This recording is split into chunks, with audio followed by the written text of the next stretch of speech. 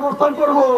আমরা আপনাদের সিদ্ধান্ত মোতাবেক যেহেতু আমাদের এখানে সরকারি চাকরিতে আবেদনের বয়সসীমা ৩৫ বছর করার দাবিতে আন্দোলনরত চাকরি প্রার্থী ও শিক্ষার্থীরা অন্তর্বর্তীকালীন সরকারের প্রধান উপদেষ্টা ডক্টর মোহাম্মদ ইউনূসের সঙ্গে সাক্ষাৎ করতে চান। তাদের দাবি, প্রধান উপদেষ্টা ছাড়া অন্য কারো সঙ্গে তারা আলোচনা করতে প্রস্তুত নন। সোমবার বিকাল ৩:৩০টার দিকে রাজধানীর হেয়ার রোডে প্রধান উপদেষ্টার সরকারি বাসভবন যমুনার সামনে আন্দোলনকারীরা সাংবাদিকদের কাছে এই দাবি জানান। তারা বলেন, দুপুর ২টার দিকে প্রশাসনের কর্মকর্তারা ৪ জনের একটি প্রতিনিধি দলের সঙ্গে আলোচনা করেছেন। তারা আমাদের পাবলিক সার্ভিস কমিশনের একজন কর্মকর্তার পিএসের সঙ্গে আলোচনার প্রস্তাব দেন, কিন্তু আমরা এতে সম্মত হইনি। আন্দোলনে এক নেতা রাসেল আল মাহমুদ বলেন, ভেতরে কোনো চূড়ান্ত সিদ্ধান্ত হয়নি।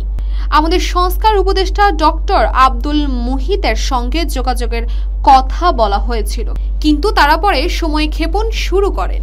আন্দোলনকারীরাও আরও বলেন, দীর্ঘদিন ধরে আমরা ৩৫ বছর বয়সসীমার দাবিতে আন্দোলন চালিয়ে যাচ্ছি। বহুবার নানা প্রতিশ্রুতি পেয়েছি, কিন্তু দাবি এখনো পূরণ হয়নি।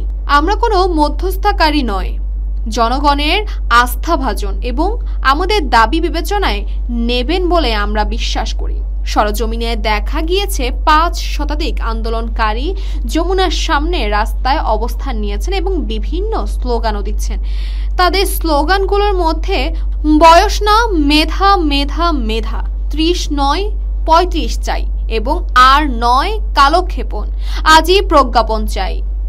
আন্দোলনের কারণে প্রধান উপদেষ্টার বাসভবনে নিরাপত্তার জোরদার করা হয়েছে।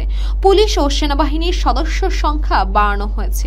এর আগে আন্দোলনকারীরা শাহবাগে অবস্থান নেন এবং সেখান থেকে যমুনার সামনে এসে অবস্থান শুরু করেন।